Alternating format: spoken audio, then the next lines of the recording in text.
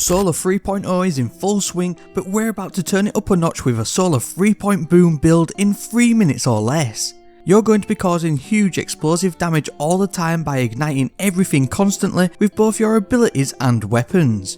Your enemies won't be having any dreams though about Caliban's hand. This brand spanking new Hunter exotic will quite simply roast them instead. It gives a huge upgrade to the proximity knife melee ability as it now causes scorch on explosions and ignites targets on direct hits. And you really want to lean into the direct hits and ignition side of this exotic so that you can do this.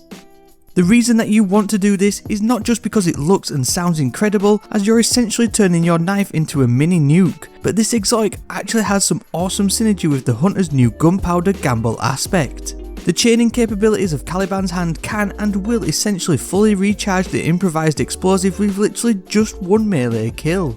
This will replace your normal grenade once fully charged from 6 solar abilities, debuffs or weapon final blows, which you can then throw and shoot out of the air to cause solar explosive damage across a huge area. Ideally you want to keep chaining these back to back and use your melee and weapons in between the extended cooldown time of Gunpowder Gamble. To keep chaining proximity knife attacks, make sure you equip the knock 'em down aspect. Not only does it buff your super, but whilst you're radiant, final blows with your equipped throwing knife will fully restore your melee energy. Now you can use the new Acrobat's dodge to become radiant when using your class ability, but I'd rather use the Gambler's dodge as it has a shorter cooldown and can instantly recharge your melee ability if you manage to get out of sync. Ember of Torches is therefore the main fragment to lean on as powered melee attacks will make you and nearby allies radiant. This will refresh repeatedly with each proximity knife hit too. We only have 3 fragments to play with in this setup, but the Ember of Eruption is going to make up for it as your solar ignitions have an increased area of effect. The Ember of Blistering will grant grenade energy on defeating targets with solar ignitions as well. Now you've got multiple hard hitting nukes in the palm of your hands, but you can boost this setup even further with a few top tier mod choices and weapons.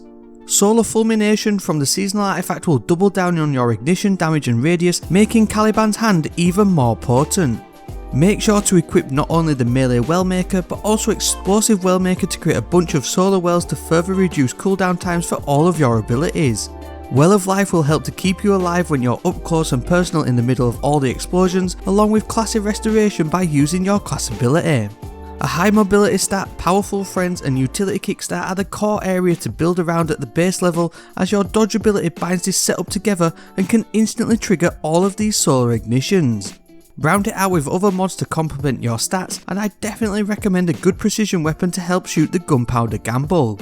Any of the new weapons that can roll with incandescent are also a top pick to spread scorch to targets, and well rounded will make any weapon feel top tier in this constant melee and grenade setup. If you just like to blow everything up, then this build is right up your street. With a choice of technically 3 separate abilities on tap, all dealing huge explosive damage, it's quite simply a solar dream come true. As usual, the Destiny Item Manager build link is down below for you to copy if you wish, and if you enjoyed this quick 3-minute build, then maybe you need to get yourself the new Warlock exotic boots. They're incredible too, and you don't want to miss them.